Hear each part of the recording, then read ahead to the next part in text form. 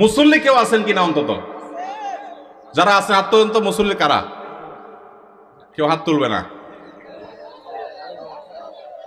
কমিটির একজন পাওয়া গেছে মুসল্লি। আচ্ছা থাক। আর ইমাম সাহেব কে আছেন বলেন?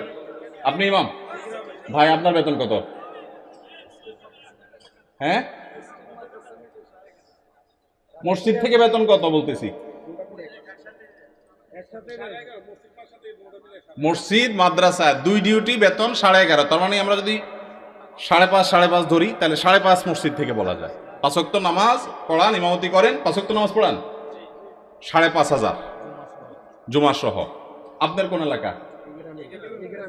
এই গ্রামের নাম বলেন? ধুলিপাড়া। কই মাহফিলের আয়োজক কারা? সামনে আসেন না, সামনে আসেন। কই পোস্টার কই? নাম বলার আগে সামনে আসেন। নামই নেই।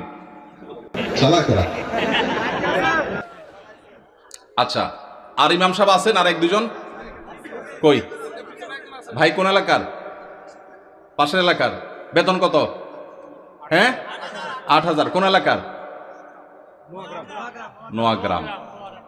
নোয়াগ্রামেরও ভাইরা নিশ্চয় আছেন। আমি আপনাদের শরম দিতে চাই না, আপনাদের কারোর হাতও তুলতে চাই না। ইমাম সাহেবদের জবানবন্দি নিলাম, ধন্যবাদ। আর কোন ইমাম সাহেব আছেন? মুরব্বী দাঁড়ান একটু। ইমাম সাহেব দাঁড়ান, কষ্ট করে। কোন এলাকার ভাই? জি,